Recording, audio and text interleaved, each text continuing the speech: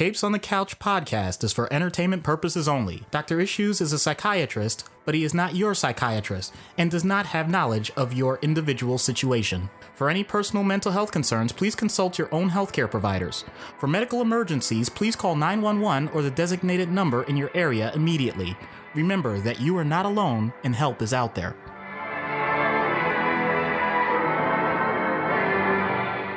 Hello and welcome to Capes on the Couch, where comics get counseling. I'm Anthony Sitko. And I'm Dr. Issues. This is issue number 69. No jokes there. I'm just going to leave it alone. This is Bane. We are covering Bane at the request of Ariel. So Bane, a very interesting character. And for those of you that have DC Universe, which I highly suggest you at least get the 30-day trial or whatever that early trial period is so you can watch the Harley Quinn animated TV series. That version of Bane is absolutely hilarious. I mean, the whole show is soup to nuts. Definitely one of the funniest shows I've ever seen. One of the funniest cartoons I've ever seen, I'll put it that way. And just every episode is it's chef's kiss, masterfully done. And but the version of Bane, he's so petty.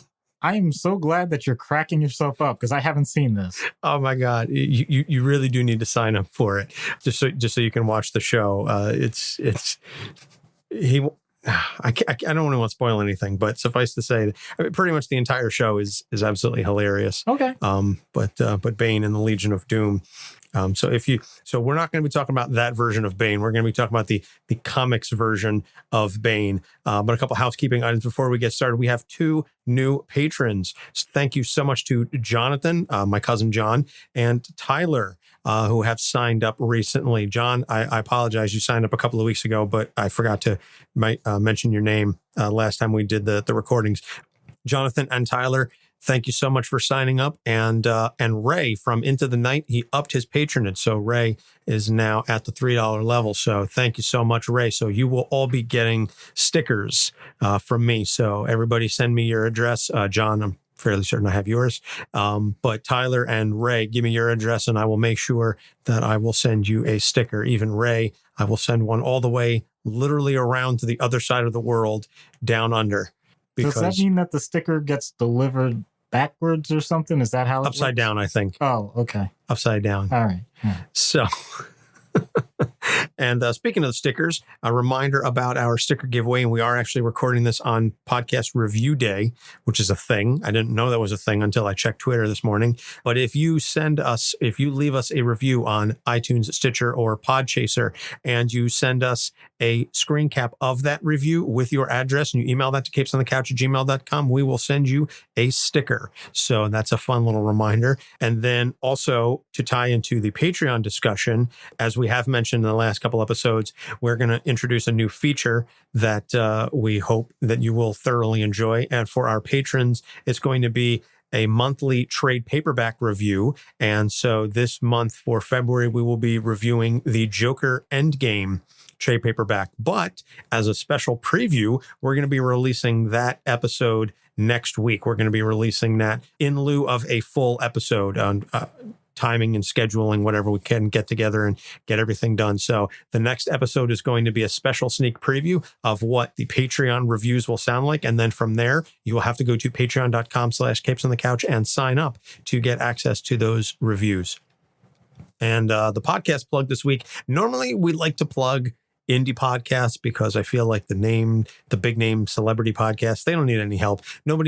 Joe Rogan doesn't need any help plugging his show. Right. But this show, I'm not plugging out of anything other than the fact that I think it is a hilarious show that I feel should be listened to. And that's Ask Eliza. Eliza Schlesinger.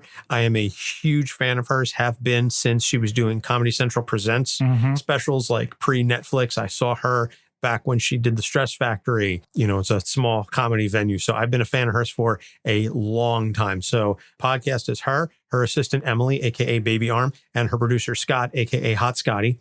And they talk to guests. They answer your questions about life, marriage, comedy, whatever else is running rampant through Eliza's very, very warped brain. So if you are at all a fan of offbeat comedy, then I encourage you to check it out. She's got umpteen specials on Netflix, so you can check it out. I don't know if there's a website, but I get it through my podcatcher, and you can find it basically anywhere you get podcasts. That's Ask Eliza, Iliza. That's our podcast plug of the week. Like I said, it's a big name podcast. Normally we do the smaller ones and try and give other like-minded shows a rub, but I just said, you know what? I've been listening to it a lot lately, and it's damn funny. Awesome. All right, so moving into the background for Bane. Bane, created by Chuck Dixon, Doug Moench, and Graham Nolan, debuted in Batman Vengeance of Bane #1, January 1993. Doug Moench, he of the Moon Knight co-creator. Mm-hmm. So I saw that name pop up. I said, ooh. So Bane is the son of King Snake, a villain who escaped prison in Santa Prisca, which is a Caribbean island. And the government opted to imprison Bane for the rest of his father's sentence. Yeah. So many ethical concerns here. It's not just that. Bane was still in utero when he was imprisoned.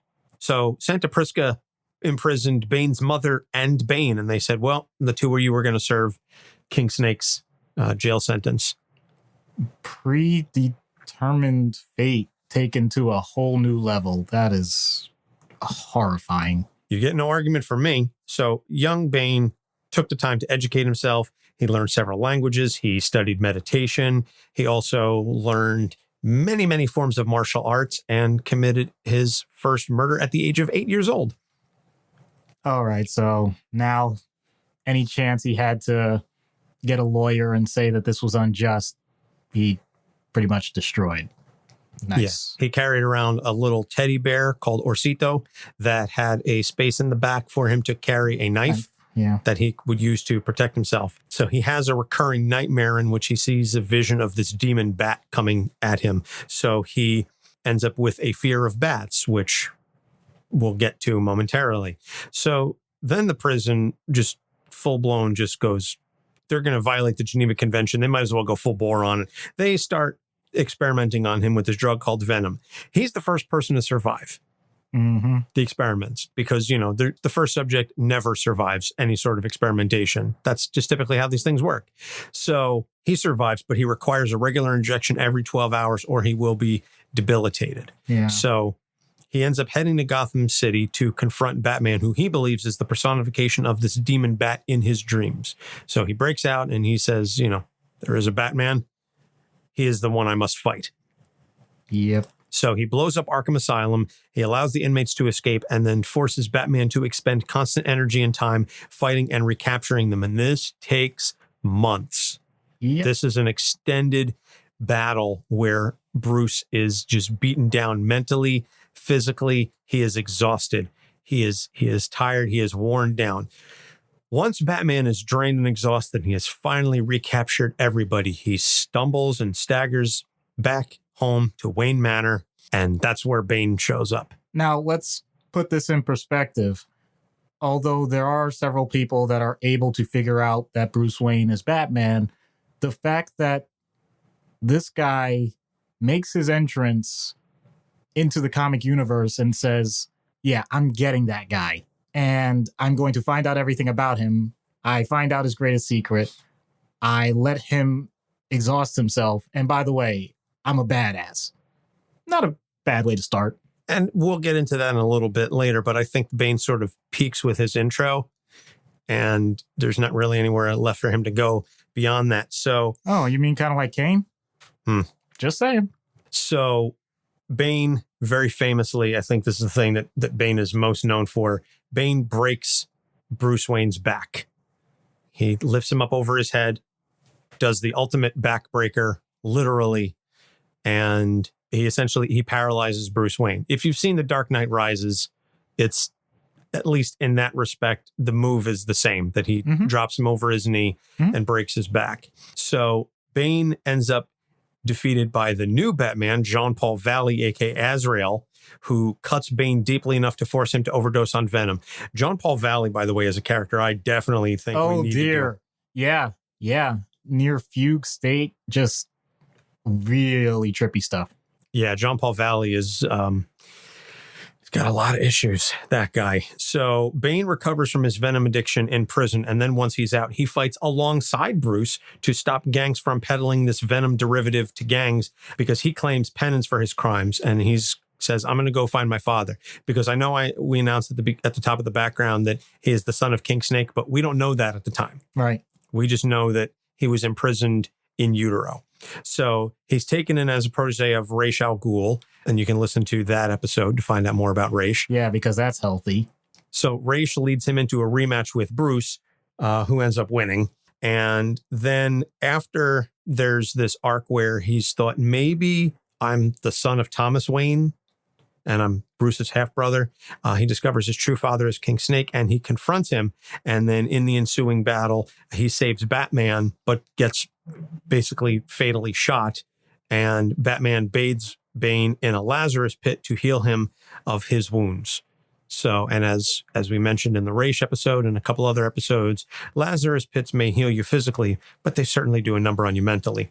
So without getting into too much more, in the New 52, the sort of rewrite of his history, Bane is actually the distributor of Venom, and Bane ends up battling the Court of Owls. And then in Rebirth, Bane does a shift back to villainy and then gets beaten by Batman, but just barely. I mean, they're basically, it takes everything that Batman has to like just eke out a victory over him. So Bane is a character that is essentially not just a physical specimen, but he is a cunning tactician as well.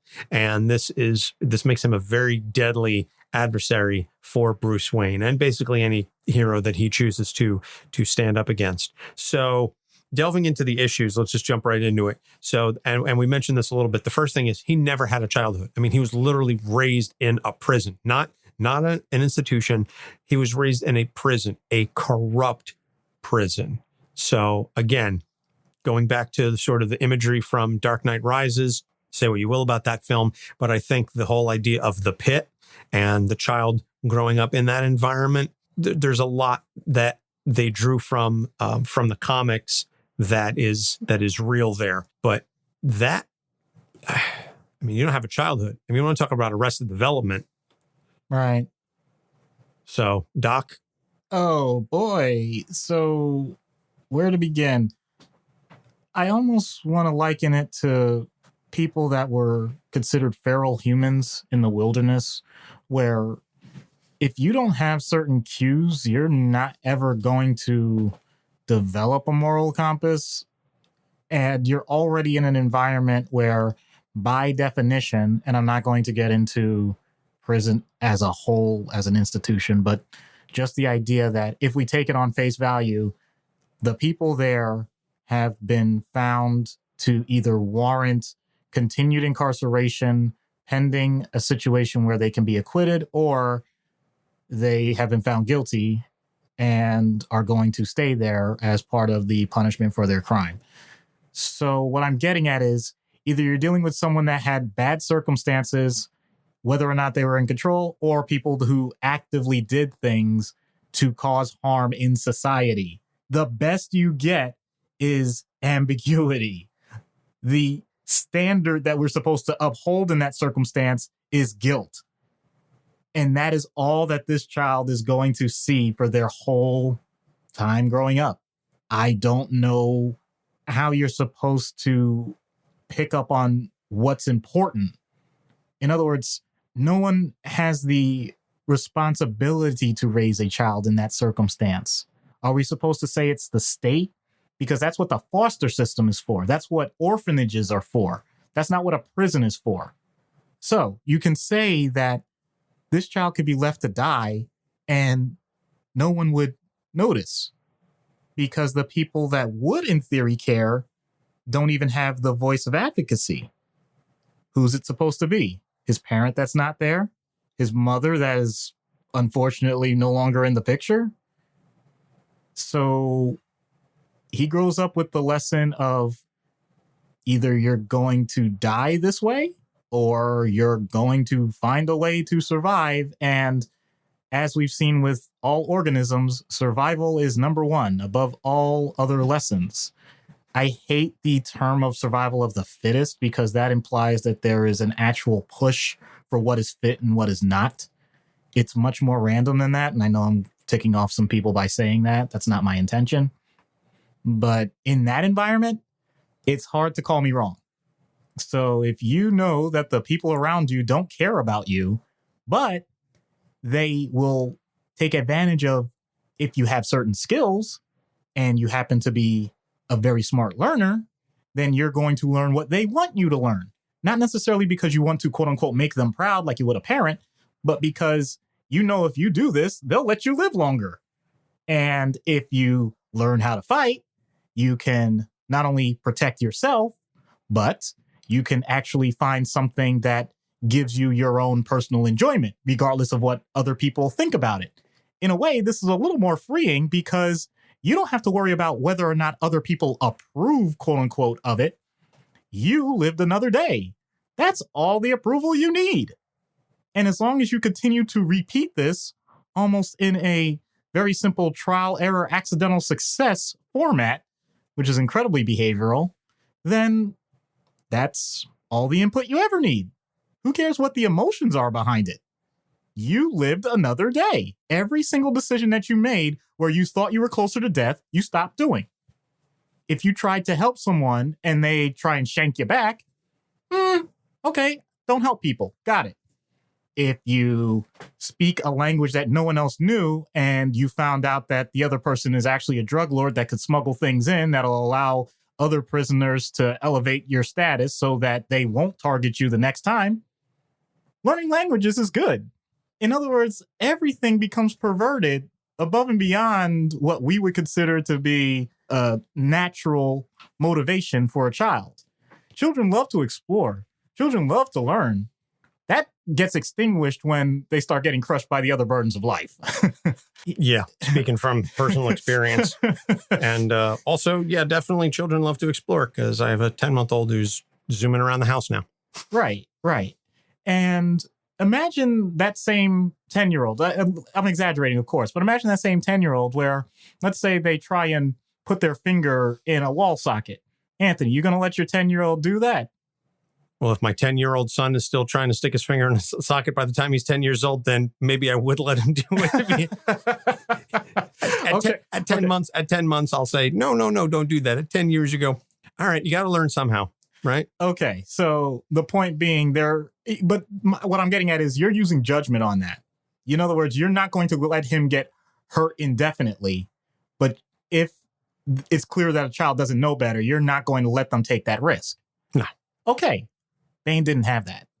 Bane could have taken every single risk he ever wanted. If Bane basically decided that he was going to find a way to get into the electric chair and fry himself, I'm pretty sure they would have just said, wow, I didn't know he could climb that high. Yeah, see, that's the beauty of this entertainment. We can laugh at things like this. But when you look at it from a complete neglect standpoint, the truth is, the reality would be that more than likely he would have ended up, instead of learning multiple languages, he may have very well been mute. He may have heard other people, but he may not have actually been able to incorporate true language, depending on how much people directly paid attention to him. We don't know how his sensations would have developed, how his sensory skills would have developed, because you need someone to actually attune that for you.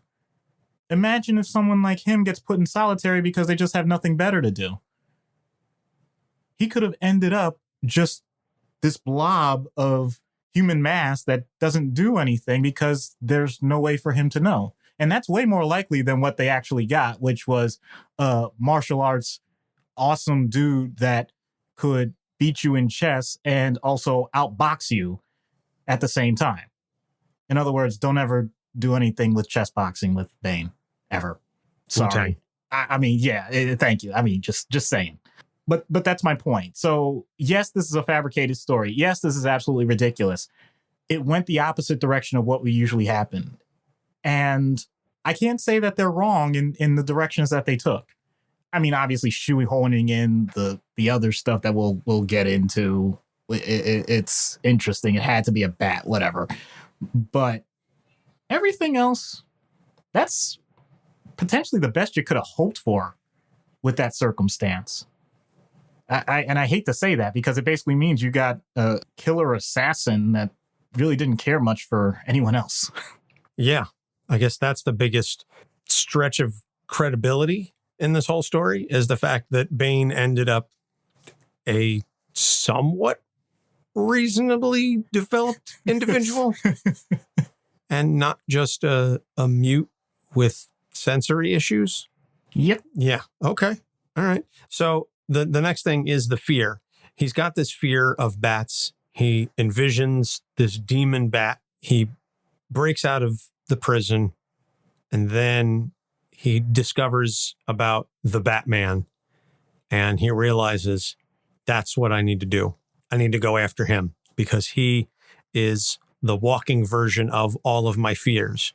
To be fear-driven like that, I think is a dangerous situation to have that be your primary focus, to have that be your primary motivator, fear of something and the need to not just overcome that fear, but the need to destroy that fear, destroy the what you perceive to be the personification of that fear. I think it's a very dangerous and frightening mindset because due to the fact that fear can be very irrational and is, frankly, fear is a great motivator. It is. Let's just put our cards on the table. But fear will get you to do things that you wouldn't otherwise do. Fear will get you to go past your own personal inhibitions. And so Bane, with this corruptophobia being so inherently a part of who he is, he's willing to go to any lengths to defeat the bat. That's terrifying in and of itself. Well, there's also the part that he actually has the means to do so because let's go ahead and take Bane down a notch.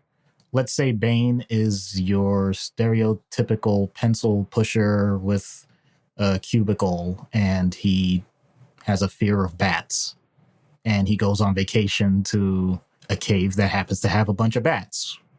I would like to think that the reaction to that is either he just starts screaming in terror and has a horrible experience and vows never to go on that vacation again, or he runs for his life because doesn't know anything else to do, or maybe he starts swatting at them if they come swarming, which they wouldn't do because most bats don't act that way directly.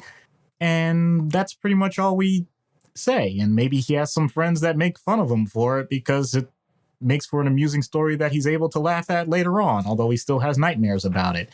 There's really not much that would happen in someone's life in general when you have a specific phobia like that. At least not in that way. You would have to have something that is omnipresent. It has to be there all the time and so pervasive that you're able to mold your life around it. The reason Bane is able to do that, to get back to the whole prison thing, is because in incarceration, you really do have the opportunity to be as focused on one thing as you want for any length of time while you're there, because that's the way it's been set up. So that allows for him to develop the types of other techniques that will allow this to not just be a motivating factor, but to actually be a goal setting and planning factor. So yeah, great. Now he can focus on all of those tools that he's learned and say, all of this is going to ultimately allow me to conquer my greatest fear in a way that no one ever imagined. In a way, it's heartwarming, I guess.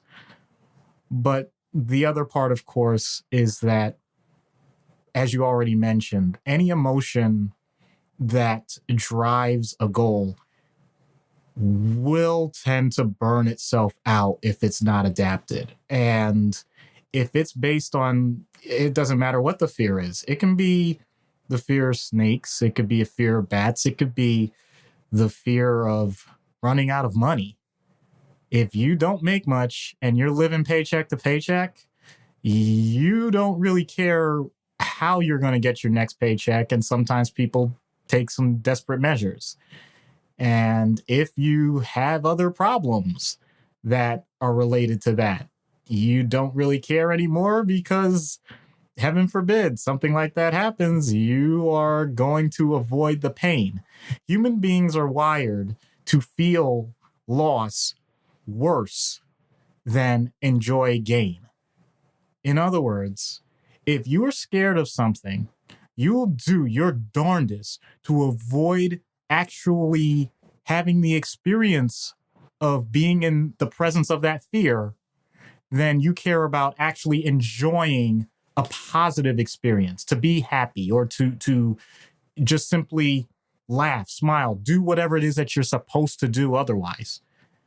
We're just that hardwired. And so someone like Bane having, in this case, bats as his phobia, it means he's going to do everything he can so that either it's eliminated or avoided.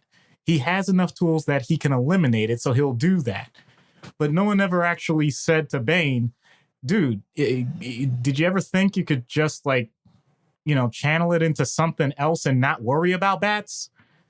It wouldn't have registered. That's how pervasive it is. When a fear gets pervasive, not just something that is in the back of your mind, but it's something where you can't sleep at night, or in this case, he had nightmares, so it impacts his sleep. When it is so basic to your actual survival now, at least in your own mind, then you can forget just about anything else. And therefore, you're going to lose out on all the other facets of life. So be it. That's the way he looked at it. And kind of tying into the very next one, because we're leading in one to another. Kind of got what he wanted. Fear definitely is a great motivator. And I know from having been to a Tony Robbins conference that Tony speaks often about using fear to drive you towards the thing that you want the most. So you have to frame it in a certain way that you become afraid of not getting what it is that you want the most, and then using that fear to drive you. And that can be incredibly powerful. So as you mentioned, the idea that we're tying into the next thing. So that fear drives him to attack Batman. He breaks the bat. He does something that no one had been able to do before. He broke the bat. He beat him down mentally, physically, emotionally, spiritually to some extent. And then what? As you mentioned before we started the Hamilton, what comes next? Yep. So now he is George Washington, and or the colonies, and everybody else is King George saying, okay, now what? Yep. I'll even reference, don't come crawling back to me. I'm going to reference another random thing. So Wile E. Coyote chasing the Roadrunner. How many cartoons, I don't know the number, but how many cartoons were made with that premise alone? A lot. Well, there is one, and it involved a series of pipes where I know exactly I know exactly where you're going. Right. The point is, I'm a Looney Tunes connoisseur. The point is, Wile E. Coyote actually gets his hands around the Roadrunner's leg, and it's not the circumstance he expected. I don't want to spoil it. I know it's decades old. I don't care. Wile E. Coyote becomes very, very small. He runs through a series of ever decreasingly sized pipes until he's about maybe 3 inches tall. And he runs up and he finally grabs the Roadrunner's leg, who then stares down at him. Yep. Meep, meep. Right. And then Wiley pulls out a sign and go, okay, you wanted me to catch him. Now what? Right. So this is true for all goals. This is not specific to Bane. There's nothing wrong with having a goal because you will have motivation. Sometimes turning it around and saying it's a fear of not achieving what you want, as you just said, Anthony. That's fantastic. Anthony talking about Tony. Interesting. The point being that you create an end to what you want in life. Think about how scary that is when you say it that way. This is how I want my life to end. Nobody in general really thinks that way, unless they're saying, well, this is how I would view my deathbed with my family surrounding me and it's peaceful, blah, blah, blah, blah, blah. But let's be honest and be honest with yourself. As long as you're not suffering from acute depression, usually you're thinking that that's years, decades, with human fallacy, centuries away. I mean, we just think it's something in the future that we don't have to worry about in that sense. And yet, the way goals are defined in our mind, we make that the pinnacle of happiness. If I just get this, then I'll be happy, quote unquote. And so it's a fantastic motivator during the process. And as you set benchmarks, you get closer and closer. And it's well portrayed in the comic, actually, because Bane does have some people that are assisting him with all of this. And then the whole Arkham crew just going wild and him loving it and him watching from afar as Batman just gets more and more tired. And you can see the frustration building in Bruce and Bane just waiting for the right moment. And I'm not going to put emotion into it because I'm not the character, but the words that he uses is well enough because he says, after that backbreaker, he says, broken and done. In other words, there is no more.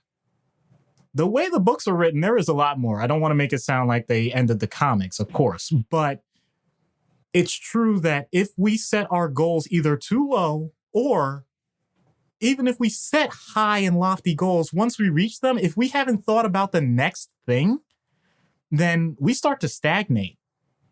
The best example I can think of with this in human nature, and it's because of my side thing where I love looking at financial planning, is when people say that they're going to retire and they get to an age, let's say nowadays 65 or whatever.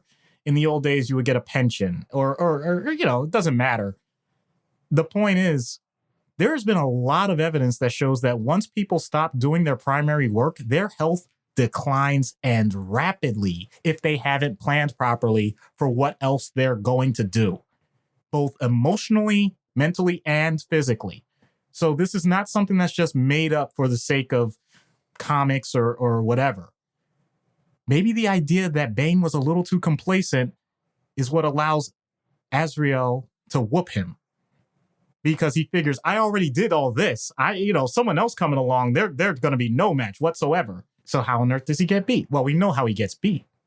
It's because it was something that he didn't expect. It's because that wasn't his goal. His goal wasn't who's the next bat. It was, I don't need to do anything else. I'm done. And so if that's the way you live your life, if you say, if I just get this one thing, everything will be happy, be very careful what you wish for. Because if you get it too soon, or if you get it too easily, or if you just plain old get it at any point and you don't have a plan for another goal, then yeah, you're done. Very wise words. So we're going to take a break and we're going to plug a few shows. And then we come back, we're going to get into treatment. So stay tuned. We'll be right back. Hi, this is Jimmy from the podcast Talk Me Into, the show where my co-host Dan, Jeff, and I talk each other, and maybe even you, into liking what we like. Here's a little taste of our show. I need another episode. Whoa, my God. I was not expecting this. It claps too. It does. It do clap. It's a proper bop. Jeff and Jimmy, did I talk you into liking spoilers? No. If you feel so inclined, you can listen to our show every Tuesday. Find us in every podcasting app and follow us on Twitter at TalkMeInto. Hey, Andrew. Hey, Maddie. Do you like horror movies? I sure do. Well, did you know that most horror movies are inspired by real-life horror? Really? Like what? Well, take The Shining, for instance. That's based on Stephen King's real-life addictions, or The Purge, which could be our country any minute now. Oh, and The Strangers, which is based on a real-life murder. People should be talking about these things. Hey, guys. Oh, hey, Producer Michael. Hi. Well, I hate to break it to you, but somebody already is. It's you. That's right. We are Friday the 13th, the podcast where we talk about horror in real life and horror in media, all from an LGBTQ perspective. Because we gay, y'all. We are proud members of the Legion Podcast Network, and we can be found on iTunes, SoundCloud, Stitcher, or wherever your favorite podcasts are found. And follow us on Facebook, Twitter, and Instagram. Come along with us on this crazy journey, and as always, get slayed. Hi, I'm Gail Simone, and you're listening to Capes on the Couch. And we're back. Treatment in universe. Vaya con Dios. Okay. Wow. Oh, dear. You know, if there's one thing that Bane respects, it's strength. And I don't mean physical strength. It's the idea that you're not going to back down to him. And more importantly, although he's gotten away from the Venom, I don't think you just turn that off. I don't mean that I want him to get back on it. I just want to point out that he needs a different angle than what he's been approaching recently, because all of it has had to do with how do I get back or find out more about all of the things that I missed in life. And that's very powerful for him. So I think focusing on the idea that you went through an experimental chemical trial, you didn't have a relationship with your biological father until you found out later, you had to endure Lazarus pits, and you have an arch nemesis / I'll say frenemy in Batman, where you've won and you've lost. So in this really, really messed up way, when you think about it, you have the opportunity for a stable family. How do you turn it around? How do you make it so that you have this horrible criminal father along with this potential best frenemy, along with the types of things that usually destroy a person, making you one of the most powerful humans on the planet? I think there is an opportunity there. And I think that we could create such a Mexican standoff amongst the people involved that you end up in this truce situation where nobody really likes each other, but they get more done than if they just leave each other alone. And sometimes you need someone that's willing to review all of this in a delicate balance so that none of these sides destroys the other. I think I'd be willing to take on that challenge. And let's be honest, is this truly a treatment that I would do out of universe? Absolutely not. But the reason why I'd want to take on this challenge is because when we're dealing with an in-comic universe, I feel like I can create a character for myself that basically sounds like a wrestling character that I wanted to be if I ever got into wrestling. I know I've described that to you. You know I described that to you. To clue everybody in, this was on a trip to a bachelor party where I described myself as someone who would never be a true face, but basically would love to be a Machiavellian schemer that would pit different sides against each other. I'd never want to be the alpha dog. I'd never be the number one guy. I wouldn't mind being the lieutenant, though, that would be in different people's ears and just watching all these puppets dance. He wants to be the Starscream is essentially what he's describing. Yes, absolutely. Absolutely. And I feel like with these types of characters, with the exception of Bruce absolutely calling me out and just totally destroying me, I'm not even worried about Bane. I'm not worried about his father. I'm not worried about Raish. I'm worried about Batman. I think he would absolutely just blow this whole plan up. But I think it's intricate enough that as long as he's more on the outside looking in, I think I could get away with it for a long period of time. In other words, I think we could end up in a situation where we ended up with Bane as a president of some Central American country. You end up with his father dealing with like some sort of drug cartel that keeps all the economy flowing. You end up with Raish trying to cleanse all that money overseas in the Middle East. And you have Batman, who unfortunately, quote unquote, ends up being the one that takes out all of their other competitors. So they get to all live rich, happy lives. And because none of the citizenry knows what's going on, that area of the world that they're dominating actually is a better place for it. Huh. Fascinating. Either that or it all ends in a war and we all get destroyed. Well, you know. 6 of one, half dozen the other. Yes, people, I have fun with this, okay? If anybody actually considers that to be like a true treatment, please know that we're entertainers as well, okay? But my point was, though, that Bane needs a healthy environment. He needs healthy people around him because he's never had it before. So the sooner that you can create that for someone that's gone through as much as he has from the very start, the better.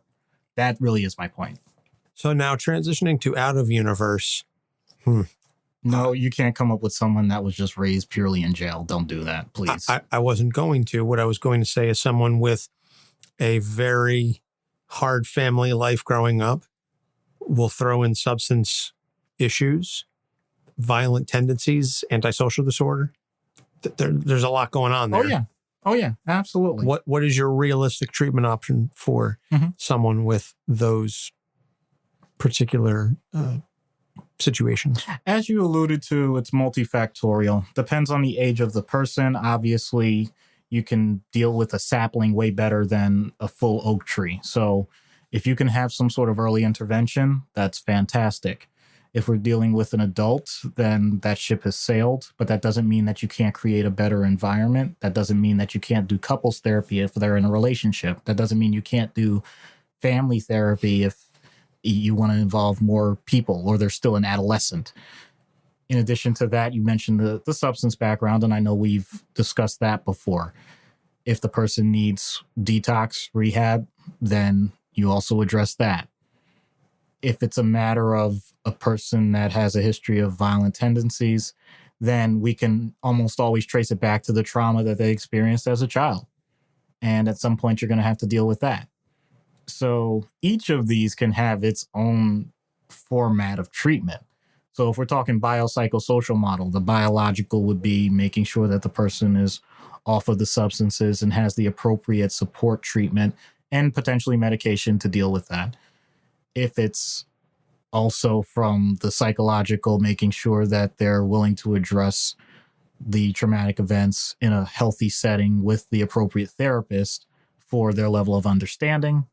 And from the social aspect, if it's an environment that they actually can have some influence and improve, then you encourage them to do so and help them find the resources in their particular area to facilitate that. If it's a matter where they have less agency but are able to still invoke some type of control, then you give them ways to escape discreetly. For example, even though we're talking about a male here, one of the most common formats is, for example, a woman in an abusive relationship. You can actually slip information. They call them lipstick packets. It's literally the name of a shelter for battered women and the contact information, but it's in a lipstick container so nobody knows. If we're talking a child, obviously Child Protective Services, if it's necessary. You do everything you can just to cover as many bases as possible. That is truly the bread and butter of what we do on a regular basis. So as daunting as it sounds, as long as you recognize that you are not the one person to fix all of it, then you won't lead this person astray. And it doesn't necessarily have to be a psychiatrist. This could be someone's primary care doctor. This could be someone's pastor. This could be someone's concerned neighbor. All you have to do is get the ball rolling in any one of those areas. And most professionals do have the skill set to at least start to integrate the rest. So I think my call this episode is, don't worry about doing everything as long as you can do something. Okay. I think we've said that before, maybe not necessarily in those words or in this circumstance, but we have definitely said and spoken about the idea that you can't eat the apple in one shot. But you do have to take bites at it. And as long as you take bites at it and continue to take bites at it, you will eventually eat the whole thing. Yeah. Because let's be honest, you don't have to go to comics, or at least I don't, to know that there are some really big bad dudes that have had incredibly traumatic childhoods with substance problems that end up with anger issues, and they want to take it out on the person that they're dealing with. Oh, yeah, that's me in the emergency room or on the inpatient unit. So, yeah, in those moments, I know better than to, as you said, try and take the entire apple. Yeah. Well, let's see what happens when we take all of this and we put a mask on it. Let's see what happens when we get Bane on Dr. Issues' couch. Will this be your reckoning? Hello, Bane. I'm Dr. Issues. Good afternoon, Doctor. How are you doing today? As well as can be expected, considering my current situation. I recognize that this isn't ideal for you, but then again, I have to take precautions for safety, both mine and yours. My safety was never in question. I can take care of myself. You, on the other hand, I cannot guarantee your safety.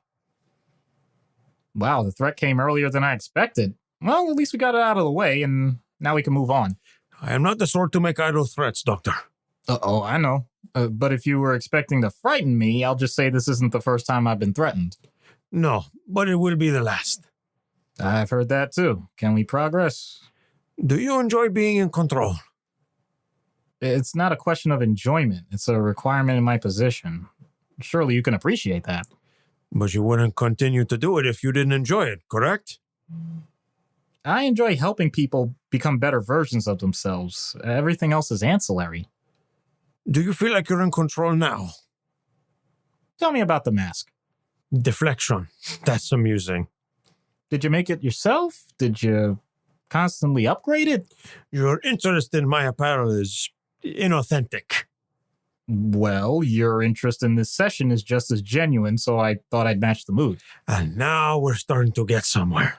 What makes you say that? You're beginning to get agitated, so you respond flippantly instead of your calm demeanor. Well, I don't use tabula rasa, so I do have a typical range of reactions, but you're nowhere near ticking me off. Your ability to show restraint is admirable, but it will fade. I've had years of training to endure all types of personalities, so clearly you think you have some advantage that I don't see. My advantage is that I have also been trained, and my mentors were far more brutal than yours. It is not a matter of if, but when I will leave here. You have no idea how many times I've heard that line. And you have no idea how many times I've been restrained by those far better than the likes of you. Yet, here I sit. Yet another attempt to denigrate me, but I'll admit that I don't understand your calm nature. Like, I've heard about your rage. I mean, why this cat and mouse game? If you are questioning why I don't simply punch my way out of here, then you are far more foolish than I originally anticipated. Every situation is an opportunity for learning, even one that appears to be disadvantageous on its face. Well, I know your perceived advantage. You're a mastermind, and you just don't happen to need a separate strongman. That's not very hard to understand. You know, actually, I come to you kind of humble because I'm willing to admit I'm only bringing my mind to this challenge. And now you try to curry favor with me by acquiescing the physical side of this confrontation?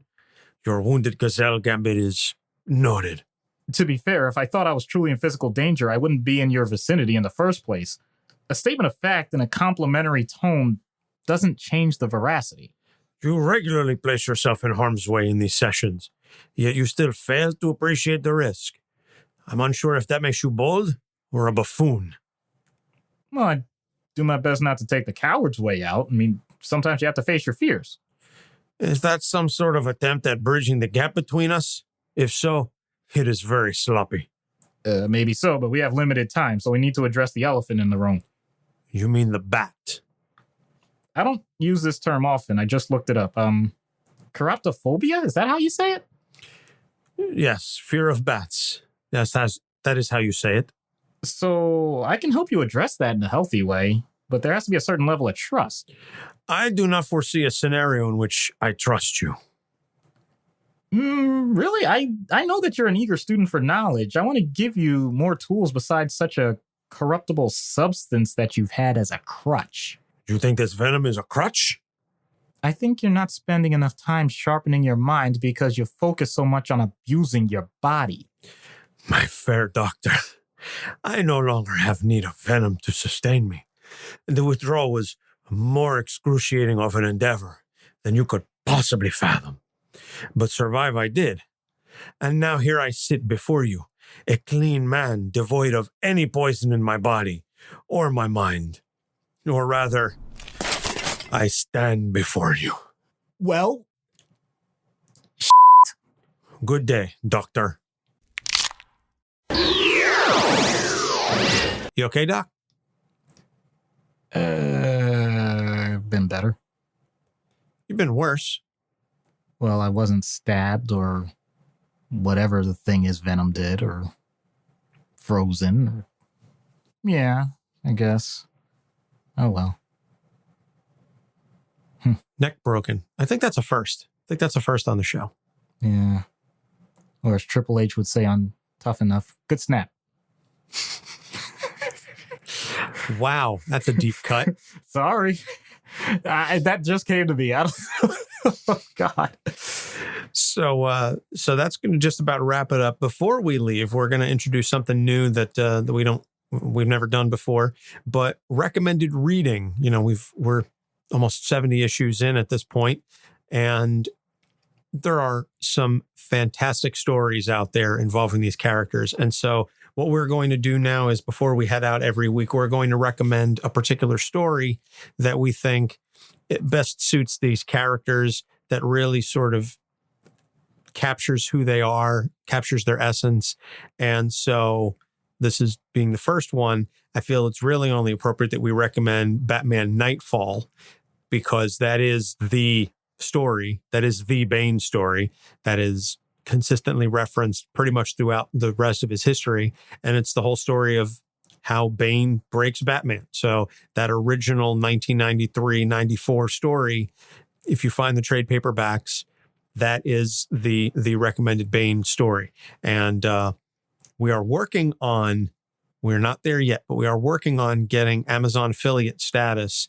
And so at a future time, we will have links on the website where you will be able to go and buy the books that we are referencing. And we may get a small commission based on those sales, but it's just sort of a way to encourage you to read additional comics, to get folks out there enjoying the source material that we talk about on a regular basis. So that's something that we're working on. But in the meantime, we do encourage you to go out and find a trade paperback or find digital copies. I'm sure it's on Comixology somewhere. But reading the Batman Nightfall story. So that's going to do it for this episode. The next episode, as I mentioned earlier at the top of the show, due to some scheduling, I'm going to be away on vacation, but we are going to bring you a special preview of the Patreon exclusive reviews. So Doc and I are going to be reviewing the Joker Endgame trade paperback. Speaking of Batman trade paperbacks, and then the following week, we're going to get back into our usual swing of things, and we're going to talk about political terrorism in comics, primarily centered around V for Vendetta, but also a number of other books, and then The Tick, and then Abe Sapien. So those are some of our episodes that we've got coming up in the next couple of weeks. So if you want to suggest some shows, if you want to find out more about what our fans are chatting about, you can join our Discord community at tinyurl.com/capesdiscord, capital C and capital D. You can also join our Facebook group. You can email us at capesonthecouch@gmail.com, or you can follow us on social media, pretty much on Facebook, Instagram, and especially Twitter at Capes on the Couch. And our website, as always, is capesonthecouch.live. And you can find us pretty much wherever you find podcasts. And as I said at the top of the show, if you leave us a review, it doesn't even have to be 5 stars. If you leave us any review and you screen cap it and email it to us at capesonthecouch@gmail.com, we'll send you a sticker, because at least that means that you were listening to the show and you took the time to rate and review us. And we definitely appreciate that. So, Doc, anything you want to say before we leave? Well, as long as you focus on your mental health properly, it won't be the bane of your existence. Yes, and also I suggest you go and watch the Harley Quinn show on DC Universe. God. Come on, Todd, I'm here every day. Goddamn millennials. The streets will run with Razzie Zazzies. And if anyone wants Anthony to keep going with this, please let us know. Or if you want him to stop, please let us know immediately. So that's going to do it for Doc Issues. I'm Anthony Sitko. Thanks for listening. We'll see you next week. Capes on the Couch podcast is for entertainment purposes only. Dr. Issues is a psychiatrist, but he is not your psychiatrist and does not have knowledge of your individual situation. For any personal mental health concerns, please consult your own healthcare providers. For medical emergencies, please call 911 or the designated number in your area immediately. Remember that you are not alone and help is out there.